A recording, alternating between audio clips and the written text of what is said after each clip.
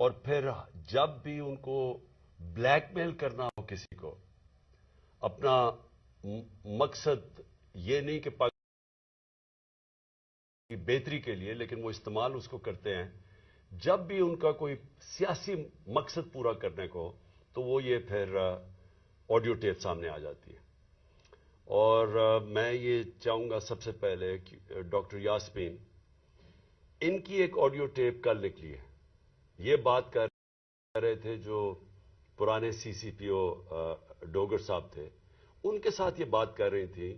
تو ان کی audio tape ایک دم ریلیز ہو گئی۔ تو میں یہ پہلے چاہتا ہوں کہ یہ بتائیں کہ اس کے پیچھے کیوں یہ ریلیز کی گئی، اس کے پیچھے کیا تھا، اور یہ کیوں بات کر رہی تھی،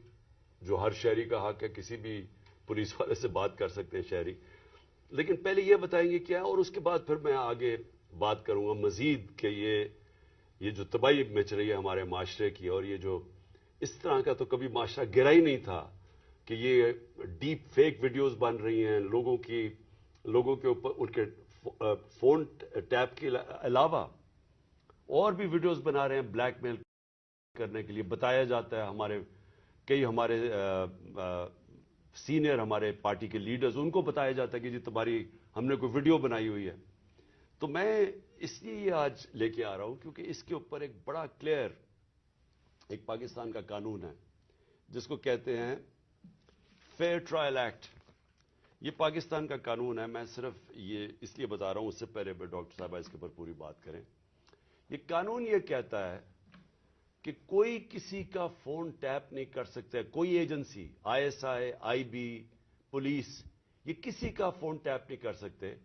جب تک یہ انٹیریئر منسٹر کو کہیں اور انٹیریئر منسٹر عدالت میں جائے اور پھر عدالت کا جج ان کو اجازت دے کہ ہاں یہ ملک کی ضرورت ہے، یہ اس سے دہشت گردی بچ سکتی ہے یا ملک کے کوئی نیشنل انٹرسٹ پروٹیکٹ ہو سکتا ہے، وہ پھر اجازت دیتا ہے اور اس اجازت کے بعد پھر فون ٹیپ کر سکتے ہیں۔ اس کے علاوہ کوئی فون کسی کا ٹیپ نہیں کر سکتا۔ تو پھر میں آپ کو یہ بتا دوں کہ بے نظیر بھٹو کی حکومت 1996 میں جب ہٹائی گئی تو ایک وجہ دی گئی تھی سپریم کورٹ میں کہ بے نظیر کے گورنمنٹ کے دوران فون ٹیپس کیے جاتے تھے بڑی بڑی پرسنالٹیز کے اور سیاسی مخالفین کے اور ججز کے، یہ ایک وجہ دی گئی تھی 96 میں۔ میں اس سے پہلے آپ کو بتا دوں کہ امریکہ کا بڑا طاقتور پریزیڈنٹ تھا صدر نکسن کی واٹر گیٹ سکینڈل ہوئی کیا تھی کہ وہ مخالفین کے فون ٹیپ کر رہا تھا، اس کی وجہ سے اس پریزیڈنٹ کو ریزائن کرنا پڑا۔ تو آج یہ جو کھلے عام ہو رہا ہے، پہلے تو میں چاہوں گا کہ ڈاکٹر یاسمین آپ سے بات کریں، اس کے بعد پھر میں بات کروں گا۔ بسم اللہ الرحمن الرحیم۔ کل دوپہر میں جب یہ آڈیو لیک ہوئی تو میں نے جب وہ آڈیو سنی تو مجھے امیڈیٹلی احساس ہوا کہ یہ کس مقصد کے لیے یہ لیک ہوئی ہے۔ وجہ یہ تھی کہ میں پچھلے 4 ماہ سے خان صاحب کی جو جے آئی ٹی بنی تھی، خان صاحب پہ جو قاتلانہ حملہ ہوا تھا،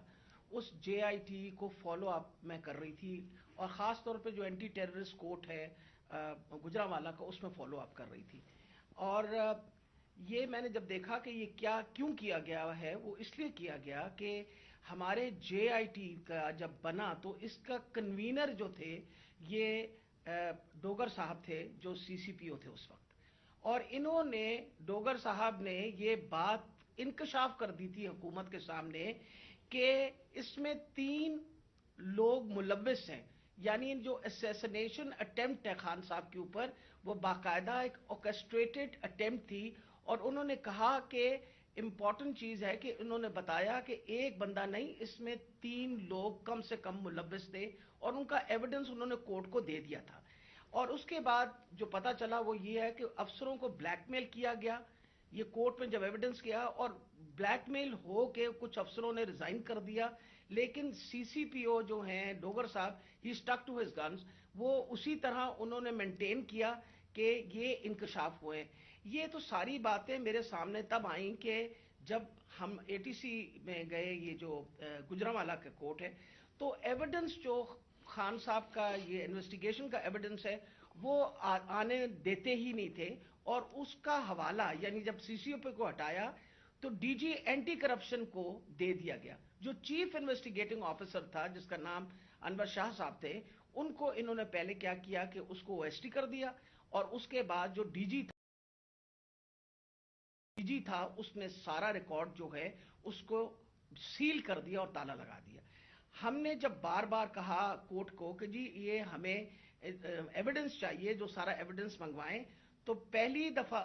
جو سیکنڈ ہیئرنگ تھی اس میں انہوں نے آ کے کہا کہ جی ڈی جی بدل دیا گیا ہے اور یہ چٹھا صاحب کو لگا دیا گیا نیا ڈی جی اینٹی کرپشن, جو کہ ثناء اللہ کا رائٹ ہینڈ مین ہے, اور اب وہ ریکارڈ دے گا. اس کے اوپر جج صاحب نے غصہ کھایا اور انہوں نے کہا کہ میں اب اپنے پروسیکیوٹنگ آفیسرز بھیجوں گا. انہوں نے اپنے پروسیکیوٹنگ آفیسرز بھیجے, اور پروسیکیوٹنگ آفیسرز نے جب وہ کمرہ کھلا اور تالا کھلا تو دیکھا گیا کہ ایویڈنس سارا غائب ہو چکا ہے, اور چند صفحے 11 صفحے رہ گئے تھے اس سارے ایویڈنس کے, باقی سارا کچھ چوری ہو گیا. اور یہ بات کا انکشاف خود ہی ڈی جی نے بھی کیا اور اعلان بھی کر دیا کہ اب میں اس کے اوپر انکوائری کروں گا, یعنی خود ہی چور اور خود ہی منصف بننے کی ارادے سے. میرے لیے یہ ایک اتنا بڑا ہمارے لیے سانحہ تھا کہ سارا ایویڈنس جو ہے اس کو انہوں نے خرد برد کر دیا, کہ جب ہائی کورٹ کا آرڈر پتا چلا کہ جی ہائی کورٹ نے سی سی پی او کو دوبارہ لگایا ہے, تو میں نے مناسب سمجھا کہ میں سی سی پی او سے پوچھوں کہ کب آپ کی اپوائنٹمنٹ ہو گئی ہے, کیونکہ ہماری جو جے آئی ٹی ہے وچ از دا ریل جے آئی ٹی, جو اس وقت حکومت تھی اور حکومت نے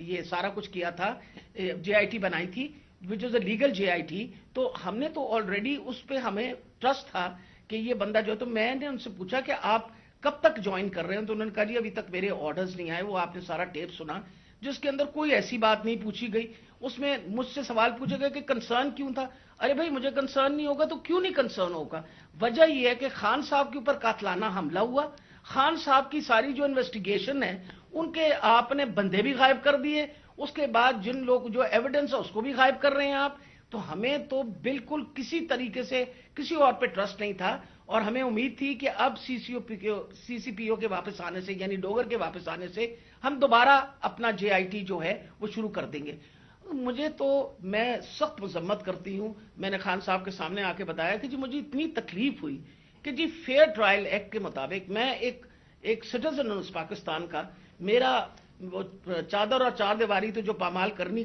تھی ان لوگوں نے, ہم خواتین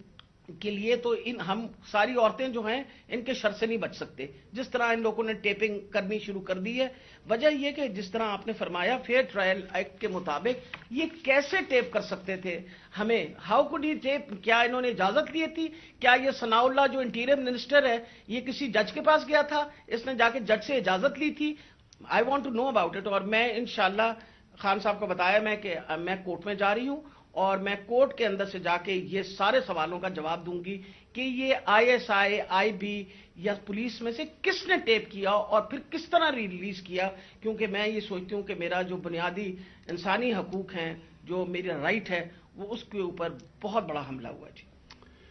جی شکریہ ڈاکٹر یاسمین. میں آج اپنی سپریم عدلیہ سے مخاطب ہوں. 4 مہینے پہلے میں نے